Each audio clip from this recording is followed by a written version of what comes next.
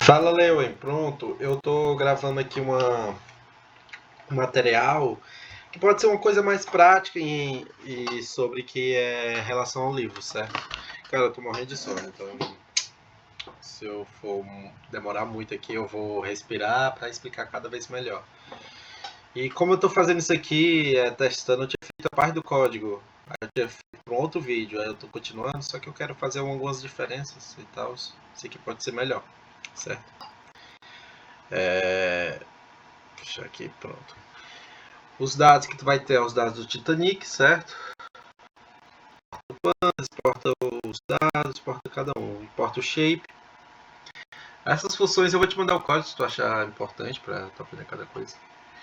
E vamos lá. Numa etapa de modelagem, eu acho que eu tinha dividido essa merda. De modelagem de dados, é importante tu seguir a metodologia do CRISP-DM, que eu já mandei lá para tu. No primeiro entendimento da metodologia, primeiro é problema do negócio, depois dados do negócio, que a gente já foi naquela relação de metadados, certo? Que é aquilo que eu estou falando lá dos metadados que a gente, o que significa cada variável para a gente trabalhar. E depois dos metadados vem a parte de data prep, que ou seja, preparação de dados.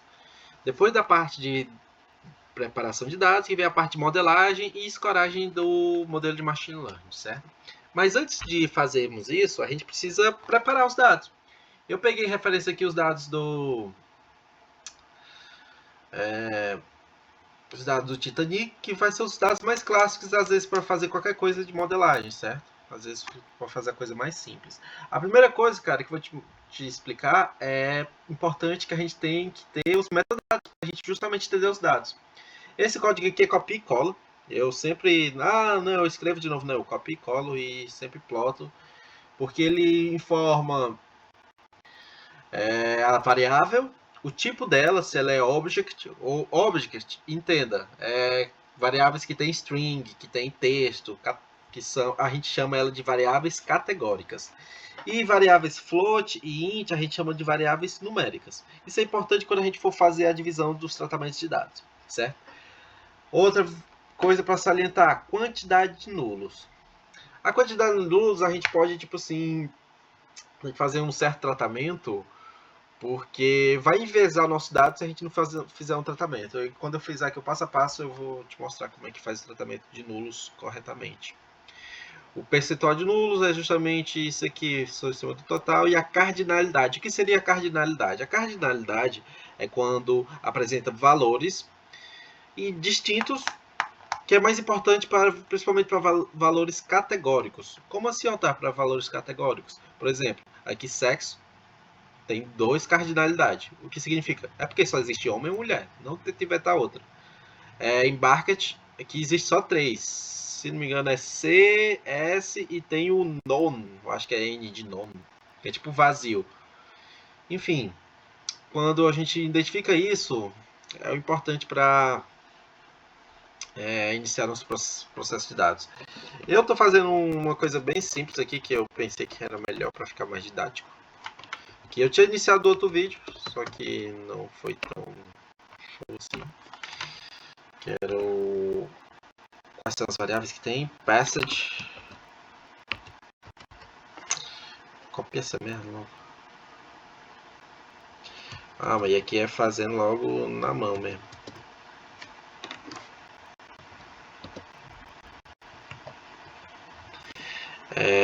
Passage ID e acho que é name, né? Name, pode ser. E só esses dois, certo?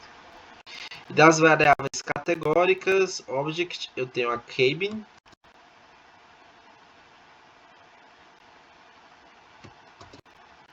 Cabin, que tem 147 cardinalidade. O ticket eu vou dropar. Não, vou colocar aqui. Ticket.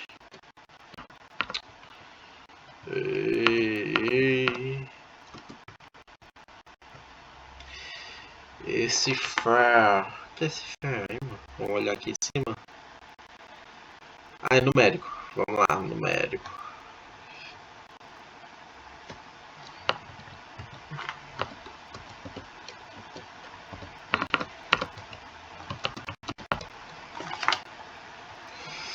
O que é mais numérico é o valores da class. E o nosso target é se sobreviveu ou não. Então por isso que a gente vai ter que tirar isso aqui. Esse aqui, T de referência, eu vou colocar T de target para tu entender melhor. Justamente survivors.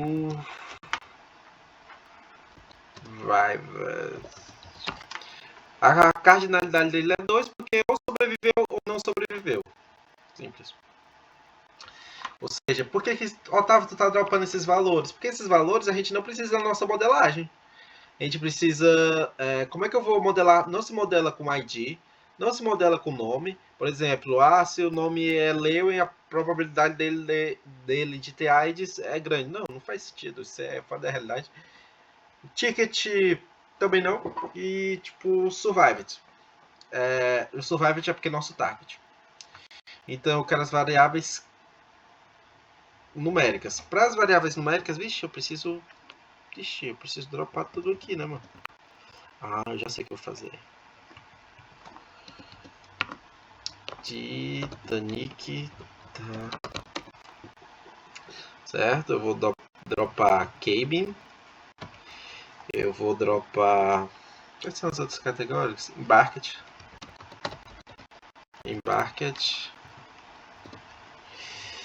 Quais são? A ticket já foi...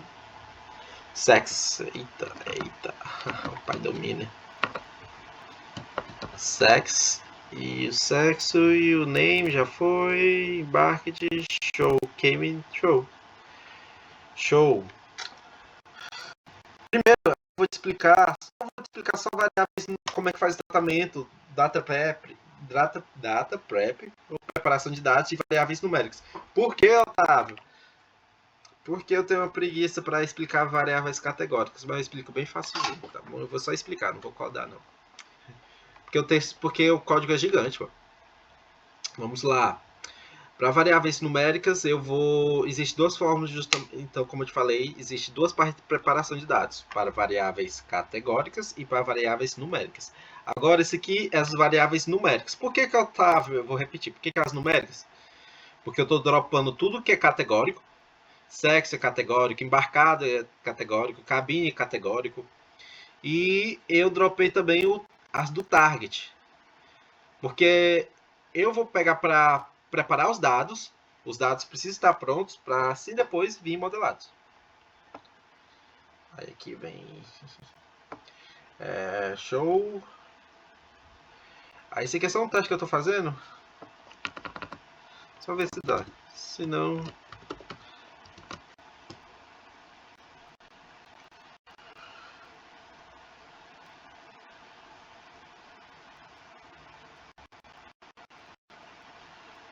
Deu erro.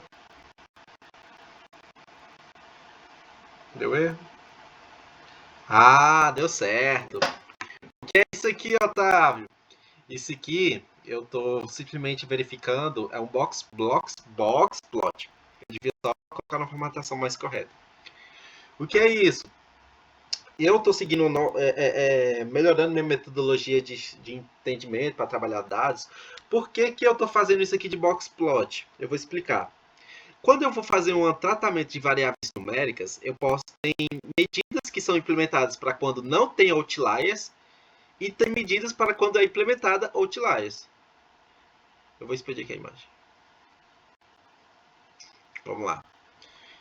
Eu vou explicar por que é importante. Porque às vezes, Lewin, eu estava simplesmente colocando só um formato padrão, sendo que eu tive esse insight. Eu tava lá na casa da Thalita e eu tive esse insight aqui do nada. Mas será que vai carregar essa merda?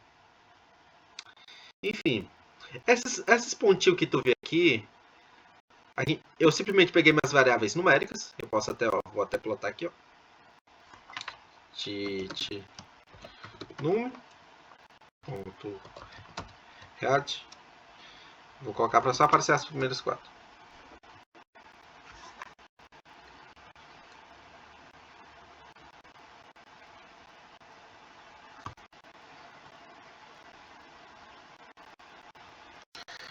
Eu tô pegando a classe, a idade, o CBCIP, que eu não lembro o que é, esse part e esse fair. Talvez seja quanto tem de dinheiro ou algo do tipo. O que é isso? Eu estou pegando esses valores e verificar se eles têm outliers, como é que está a relação das medianas deles e tal. Esse aqui tem outliers, esse aqui tem outliers e esse aqui tem um bocado de outliers. O que são outliers, Otávio?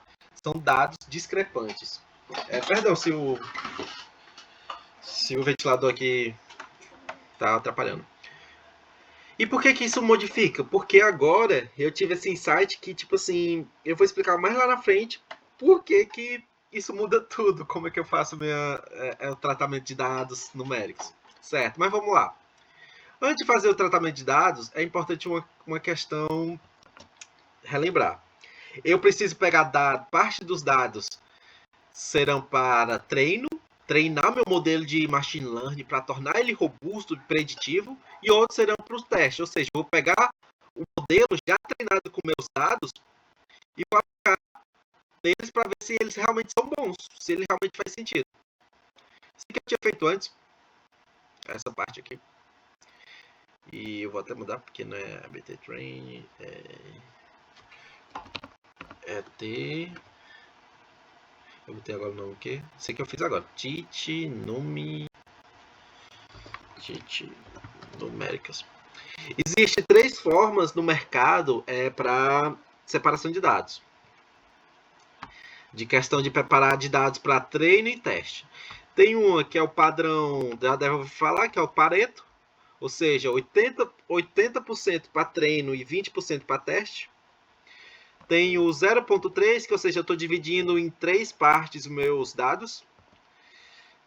E que seria 0.33, na verdade. E tem o 70-30, que é 70% para treino e 30% para teste. No mercado, cara, tipo assim, do pessoal que eu conheço, eles utilizam mais esse. É importante tu sempre que depois que plotar, tu ver se verificar mesmo se o shape é sempre o tamanho. Aí tu vai entender. O tamanho desse conjunto aqui de treino. Se realmente, isso aqui vai equivale a 70%, do conjunto total, é para ser 891, se não me engano. É 891 e até coerente, ó, se tu vê que tem 891 IDs, tá correto, porque é para cada um tem seu ID, né? Pronto, show. Isso aqui foi o que eu tinha feito antes e eu percebi que posso estar errado. Vamos lá, eu vou colocar aqui, vou plotar a mesma coisa, trains, train. Por que eu botei 0, essa porra? ABT Train, vamos lá. Na ABT Train.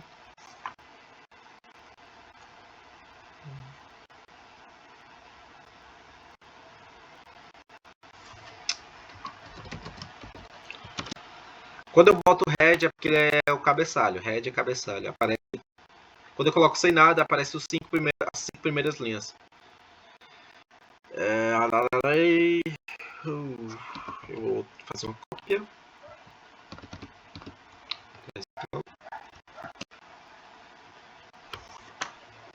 Bora cortar o macho. Pronto, ele aparece. Ó, tá vendo que ele tá nulo e tal. Enfim. Fiz uma cópia aqui rapidex. E vou te explicar agora. Vamos tratar nulos. Tu tá vendo que essa coluna aqui da idade tem nulo, certo? Por quando eu vou fazer um efeito de modelagem, Lewin, eu tenho que ter ciência que os nulos sempre vão influenciar de forma negativa a minha modelagem, certo? E existe 2 formas, na verdade 3 formas, né? 3 formas de tu tratar os valores nulos. Existe em que o valor que eu vou colocar aqui, substituir, em vez de ser nulo, eu coloco o valor da média, a média dessa coluna, média do valor de idade. Por que, Otávio? Porque eu tenho que trazer um valor mais próximo que não influencie a minha modelagem de dados. Eu posso imputar, agora é isso que eu vou colocar, a mediana. Posso imputar a mediana. E eu posso dropar. Dependendo da situação, eu tiro essa coluna. Até uma questão. Se existe uma regra. Eu vou te fazer uma pergunta. Quando tem a relação de mais de 20% de colunas nulas, a gente dropa. Mas aí eu te pergunto, tu acha que a gente dropa linha ou a gente dropa coluna? Aí que faz a pergunta. Na situação, sempre todas as situações que tu vai ver, não se dropa linha. Cara, repete isso, não se dropa linha, mano. A gente se dropa coluna. Se tiver mais de 20% de nulo, ou seja, vamos dizer que 25% da coluna, os dados dela são todos nulos. Dropa. Dropa a coluna. Não se dropa linha. Vamos lá, vamos lá. Isso aqui, o que foi que tu fez? Eu tava dropando as categóricas aqui. Vamos lá.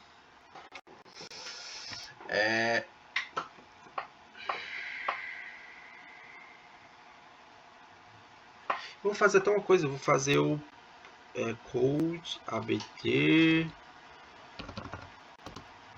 Não, peraí. Esse aqui eu tô com a train 01, né? Por que é importante eu sempre fazer isso? Porque às vezes eu coloco. Isso eu falo até eu mesmo. Colocar. Quando a gente coloca igual, é porque eu tô atribuindo um valor a outro, certo? Beleza. Só que às vezes tu coloca dentro de um cabeçalho aqui do notebook e fica dando loop. Aí tu tem que voltar lá no início e setar tudo de novo. Aí eu coloco isso aqui para ser mais coerente. Eu vou botar um p. Eu gosto de colocar ponto describe.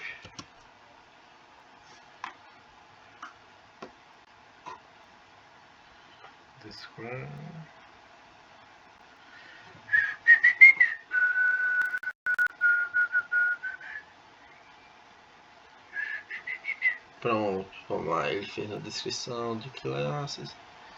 Fez a descrição.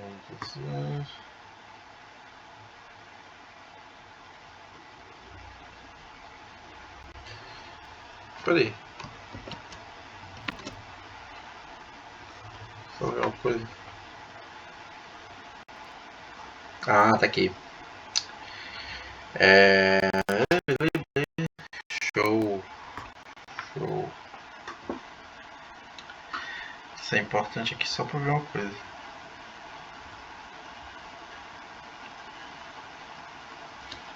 Vamos lá. E por que é importante ver o describe? Por causa que aí tu pode ver uma relação que às vezes a gente olha aqui no plot, é porque tá muito pequeno para te mostrar, mas por exemplo, essa linha amarela representa a mediana, ou seja, a mediana do conjunto da variável quinta, SFA, tá perto do primeiro quartil. Tu lembrar dos percentis do Paulo Maia, nosso professor Fela da Gaita, que a gente teve? Ou seja, quase 50% está perto dos 25%. Isso é importante para às vezes a gente ver algum tratamento de dados e tal. Beleza. Agora eu vou substituir os nulos pela média, como eu te falei. Existe, eu vou utilizando essa biblioteca Fionar. Ela substitui. Não precisa ser por alguma coisa. Tipo assim, algum valor, alguma função. Pode ser até por alguma letra, mano. Eu posso colocar, tipo, erro. Ah, não, mas é 01 aqui. Pô, essa merda. O notebook tá lento pra caramba, cara. ABT3. Não, tá só nada.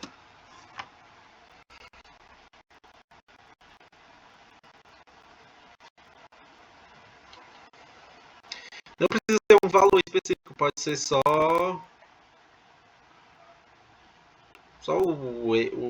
a palavra erro, sabe?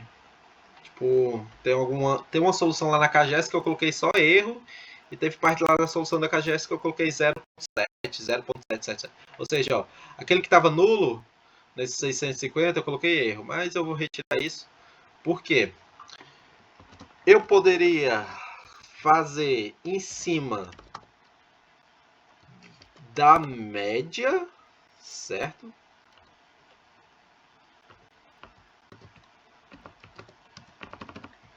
A média se escreve assim, min, no Python, faz a média. Isso é importante. Que ele já ia imputar, ao invés de ter os nulos, os valores nulos, claro, eu coloquei aqui só os primeiros. Onde tiver os valores nulos, ele vai imputar a média. para substituir, ou seja, diminuindo essa relação de, ó, a média dessa coluna é 29,25 e tal. Só que o que acontece? A média, ela não é recomendada, Lewin, isso é importante. Isso eu gosto sempre de salientar, porque várias funções lá para frente é importante salientar.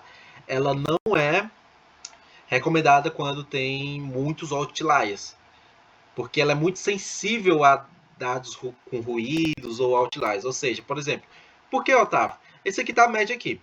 Se eu colocar vários mais dados, ficar continuando mais dados, ela vai imputar minha média mais lá para cima. Agora a questão, se eu colocar a mediana, não importa se eu coloco um valor aqui ou um valor aqui, o valor que vai estar próximo aqui a da minha mediana, ou ele é próximo ao número que já está, ou ele pode ser até o mesmo número. Então, em valores de outliers, a gente coloca a mediana, que é median.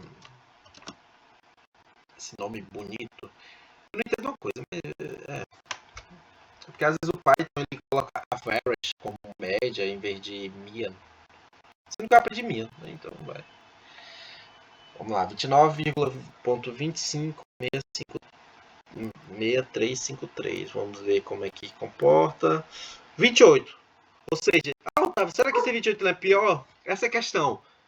A gente vai ver isso modelando. Se o nosso modelo vier ruim, às vezes pode ser todo o escopo. Pode ser porque eu coloquei aqui a mediana em vez da média. Eu devia colocar, sei lá, o desvio padrão. Pode ser uma loucura, né? Mas enfim. Certo. Agora eu vou falar da segunda parte, que é a parte mais tranquila que eu gosto mais. É de relação a padronizar dados. Beleza, tu colocou que tu normalizou, ou seja, tu vai verificar que aqui não tem mais nenhum nulo e tal.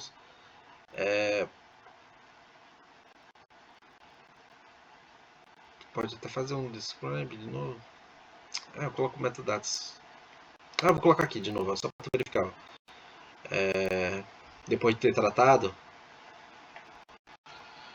metadata abt03.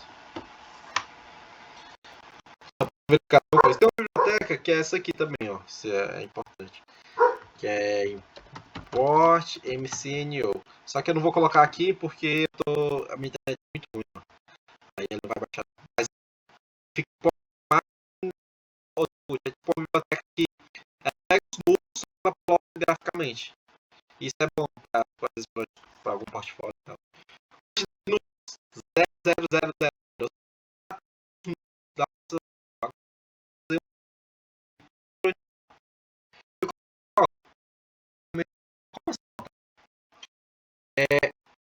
Eu quero comparar, vamos dizer que esse aqui é a classe.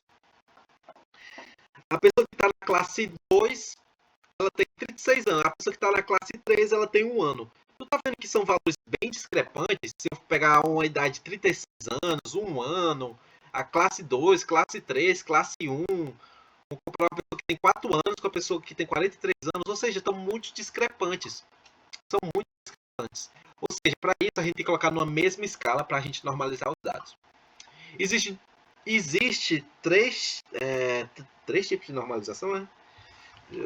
É por causa que eu aprendi uma nova recentemente, mano. É muito louco. Ah, não, são 4 tipos de normalização que tem. De padrões. A gente chama de normalização mesmo. Normalizar os dados. Só que eu utilizo. Porque as primeiras que eu aprendi foram só a Standard Scale e a Min-Max Scale. Deixa eu ver se eu coloquei a Min-Max. Ah, não coloquei, né? Pronto. A Min-Max Scale eu não recomendo porque, mas enfim, eu vou explicar. A Min-Max Scale é quando tu pega a relação. Eu vou escrever aqui. Tu quer padronizar o dado. Ele pega o parâmetro. Vamos dizer que o parâmetro é desse. Qualquer parâmetro, pô. Essa unidade aqui do 404, esse classe 1, ele vai subtrair pelo x mínimo, ou seja, o menor valor da tabela, dividido pelo x máximo menos o x mínimo. Aí nisso ele vai dar um valor normalizado. Isso aqui quando a gente chama mais é padronizado. Que ele é em cima da biblioteca Min-Max Scale. Vou até colocar aqui embaixo. from Scalene Processing Import Min Max. Opa, aqui vai dar um erro do caramba. Foi mal.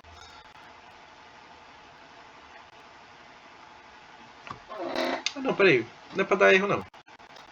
Pronto. Não é por causa que eu pensei que isso aqui, como estava baseado na relação da apresentação anterior, eu pensei que ia dar erro. Vamos lá. A Min-Max Scale eu acabei de explicar. Aí existe a padronização normal. Como é a normal? É mesmos parâmetros, só que ele é menos a média dividido pelo desvio padrão. Dados normalizados, quando a gente fala que dados estão normalizados, eles estão tendendo a uma realidade. Ou seja, eu tenho uma coluna que eu peguei os dados e transformei que a média deles seja igual a zero. A média da coluna dos dados vai ser igual a zero. E eu aproximo o desvio padrão de 1. Isso é importante para dados normalizados. Por literatura, isso aqui dá mais certo com dados de Gaussiana, dados de relação gaussiana e tal. Só que essa questão, ele dá mais certo com dados de relação gaussiana, sendo que o pessoal faz a mesma coisa para os dois e ninguém vê diferença. Então, coloca Min-Max Scale, Standard Scale. Por exemplo, eu vou colocar aqui, ó, Scalar. Eu vou colocar... Opa.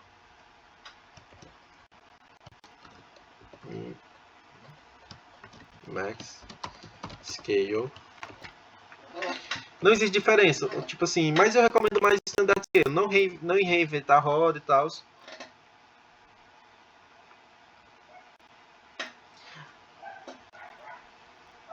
Mas tem outras bibliotecas também, que eu aprendi. Tem o Robot Scale, que ele faz em cima da mediana. Eu aprendi um pouco da fórmula dele, que é o parâmetro menos a mediana dividido pela interseção dos quartis entre o quartil terceiro menos o quartil primeiro. Eu aprendi um pouco assim. Estou aprendendo ainda um pouco ela. Beleza, eu padronizei os dados, Otávio. Vamos lá, mostrar como é que eles são aqui mesmo. Agora eu fiz pelo Min-Max, certo? Eu vou voltar e vou fazer aqui pelo Standard Scale. Não tem diferença, Mas, por literatura, vai no Standard Scale. Vai no Standard Scale por causa que os dados vão se aproximando de uma relação real, da realidade. Por isso que a gente utiliza a função normal, o Standard Scale, em muita coisa mesmo em ciência de dados, inteligência artificial mesmo. Vamos lá. Pronto. Tu vai ver que a média dessa coluna, se eu pegar, vai dar zero. Essa coluna, média zero, média zero, média zero, média zero. Isso aqui, eu nem sei o que foi que eu tinha feito aqui. Pronto. Aí agora eu vou dar merge. O que é merge? Eu vou pegar essa coluna. Se lembra que lá em cima eu tinha colocado a relação da coluna do ID e do ID, do name e tal. Aí eu simplesmente agora vou pegar essa coluna, eu vou pegar a tabela, vou juntar e pronto. Aí eu vou ter minha tabela analítica de modalidade. Eu me lembro que eu tinha salvado com outro nome. Acho que é TIT. Acho que é esse aqui. Vamos ver.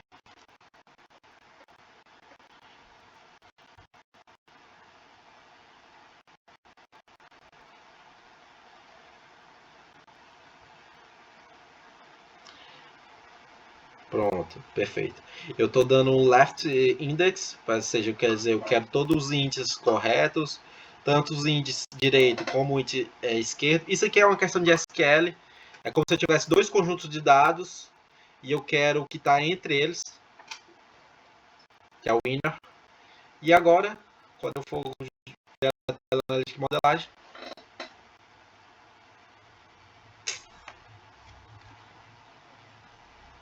pronto. Essa tabela analítica aqui, ó, ela gerou meus classes X, meus classes Y, minha relação de embarcado sim ou não. Claro que aqui eu teria que fazer agora um tratamento desenvolvimento das categóricas. Mas aqui eu já posso mandar para o meu modelo de Machine Learning, mano. E pronto, aí eu já posso modelar. Mas isso aqui é só o primeiro passo, tá vendo como é muita coisa, mano? Olha o tanto de código que eu rodei só para preparar os dados numéricos para modelar. Os categóricos, mas porque demora um pouco mais. Mas aí qualquer dia eu vou te explicar melhor. Mas isso aqui, para introdução no livro, mano, já é perfeito, sabe? Já é inicialmente perfeito. Então é isso. Pronto, os dados aqui tá perfeito para mandar para modelagem. Valeu!